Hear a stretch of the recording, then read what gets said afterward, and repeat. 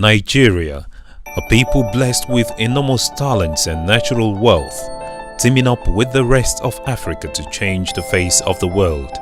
Every day, her people crave to join their voices in developing their beloved fatherland. But can the people's voice be heard? Discuss Nigeria with Leo answers yes. In other words, do you have suggestions to make on national policies and various sectors towards national development? Then why not come and join to discuss Nigeria with Leo, to educate ourselves on relevant issues and chart a way forward in developing Nigeria as the real giant of Africa. Simply send in your preferred topic for discussion via our Facebook platform Discuss Nigeria with Leo and our BBM channel. Let us know as well if you'd like to be our guest on the radio and television platforms of the program. It is time to make your opinion loud and clear. Nigeria yearns for your voice.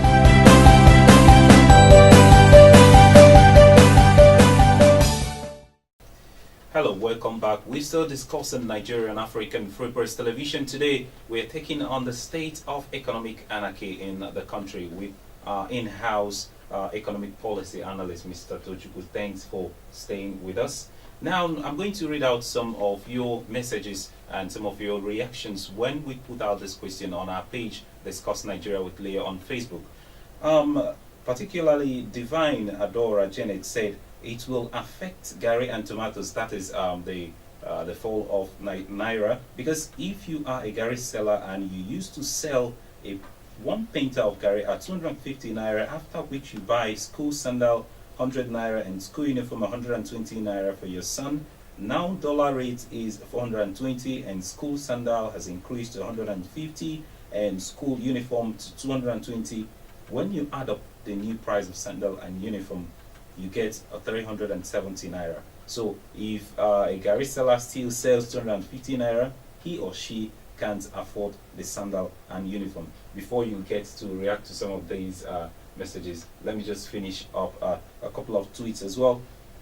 And then another one is saying the simple, Omo Bernard is saying, the simple explanation is we depend on imported goods. We are a consumer country. We don't produce anything. We import fuel, car, rice and all that. But someone else is saying that's not the case. It doesn't affect that. The simple answer is no. That's talking of Chisom Iro saying no. So let's be sincere to ourselves and help our dear nation. The high rate of dollar has nothing to do with our Gary unless you want to buy a car from the sales of your Gary. And another person is saying, Nyam Christopher is saying, do we import Gary and sandals? If you say it will affect textiles, jewelries, and possibly Italian shoes and watches, I understand. Let $1 sell for 1,000. Nothing. Okay, I don't understand all that, but I think he already made his point very clearly. And you still have some people supporting and people not supporting. In your perspective, how does this trickle down to the basic things we do in the society? I must say that the young man or woman who had that argument about sandals and Gary is actually plausible. There is merit in what he is saying, because at the end of the day, there is no how that you will live entirely on what is produced locally. One way or the other, you will find yourself challenged by the price of imported products. But that is just putting it mildly. The fact is that the general price of goods, imported goods, has a way of driving even locally produced items. For example, people whose life depend on some of these imported items, imported rice, for example. Imported rice competes, with local rice, for example. And you find that if you're a local rice dealer, you just have to, deal with whatever you're doing. And at the end of the day, you have a shortfall from what you have, your real income would have dropped. Even if you increase the price of Gary, marginally, you find out that when you take that,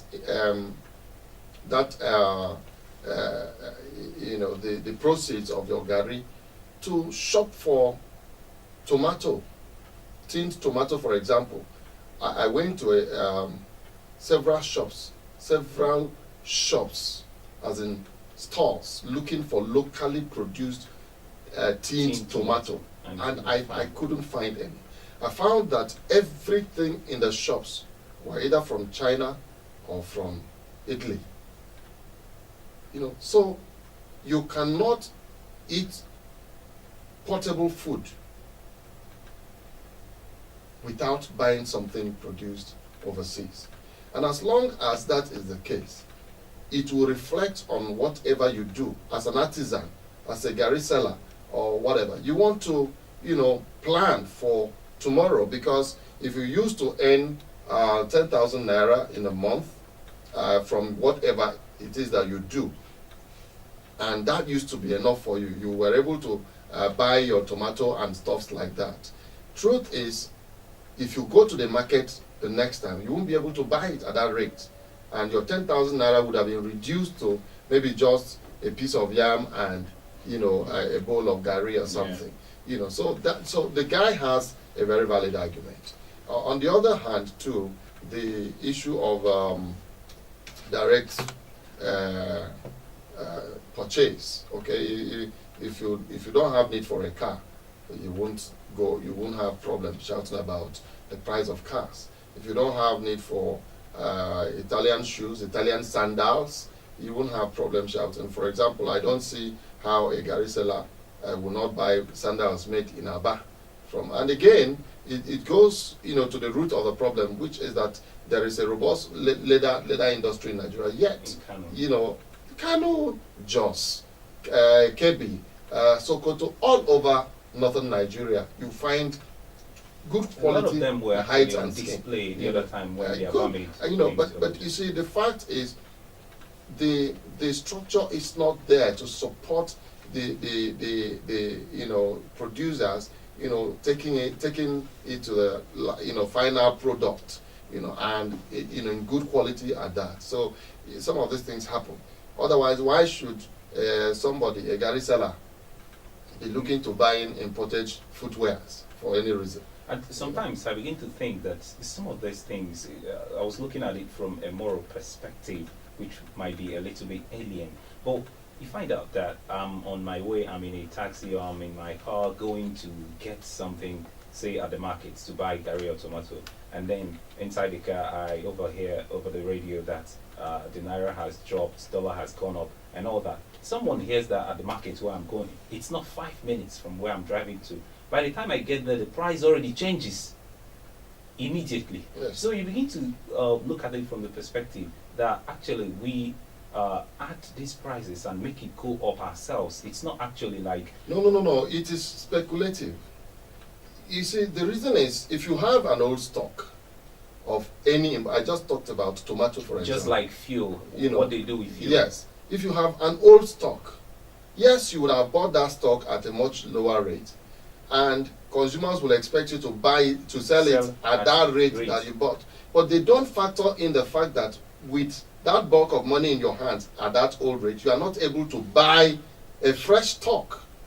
And so dealers speculate based on the new prices, so that whatever they have at hand, they should realize enough money to be able to return to the market and get fresh stocks.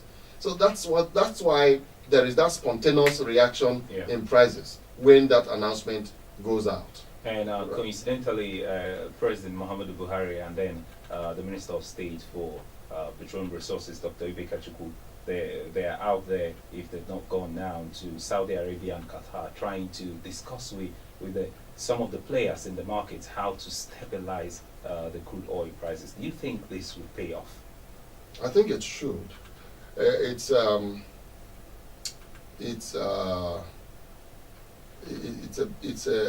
approach that I actually think is commendable, because at the end of the day,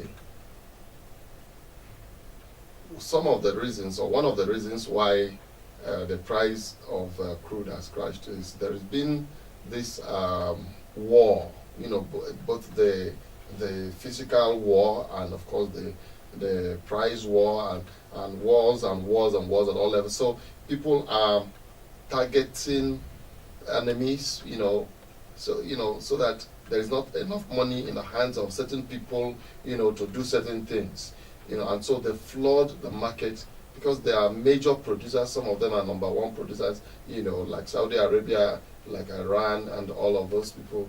They are major producers. So when you want to hit someone else, okay, you flood the market and make their source of earning. If they depend entirely on crude, you find out that they don't have enough money, to buy military wares to come and fight. So some of these things are and in the last decade, there has been in Syria, for example, all kinds of things have happened in Libya, in Yemen, in of course Iraq, all over the place. There's been all kinds of things, going on, with support from different blocks, different power blocks, okay, and all of that. So the crude oil war is a reflection of the real military war, that's out there, and therefore the recent move, the current move being made by the President and Minister of State for Petroleum Resources is actually a welcome development, because I think that in bilateral talks, people can understand, look, maybe your action is intended against country A, but we are getting the collateral destruction, the collateral damage where we are, without necessarily being part of the the affray between your country and that other country, that is targeted in all of these things. So at the end of the day, it's also like a peace building move, because by the time some of these things are taken into consideration, the totality of the outcome might eventually be, look, let's get around the table and stop all of this nonsense, okay? And at the end of the day, we find out that once this singular move might help bring things together. Now, and before we go, if you allow me, I want to say that to further help the situation, the CBN, as a matter of urgency, must deregulate the dollar market, the foreign exchange market. The stranglehold on the supply end of dollar is most destructive. I expected that the CBN would encourage, whoever has dollars at home to bring their dollars into the system, so that there will be enough stock of dollar with the banks. All right? Okay, and that way you find out that, and please, to be honest with you, if there's you have dollar in your hand to spend, why should somebody send you money from Europe or America and the banks are paying you in naira at the official rate? For what? These are some of the sharp practices that destroy the local currency. You understand? So the CBN must take this into consideration and react with straight ahead deregulation of the foreign exchange market. I think that will help. All right, thank you very much. We've had a couple of insights from our in-house economic policy analyst, Mr. Toochukwu Okorie. We've been speaking on the economic anarchy in the country. Thank you for joining us on the program. It's been my pleasure. For more, please do log on to our website at www.africanfreepress.com. Follow us on Twitter at African Free Press. Like our Facebook page at africanfreepress.com, and like our Facebook page as well for this program on Discuss Nigeria with Leo. Join us in our discussions on various interesting topics at African Free Press Forum, and subscribe to our YouTube channel. I still remain Leo Okata. Thanks for watching. Till next time. Bye-bye.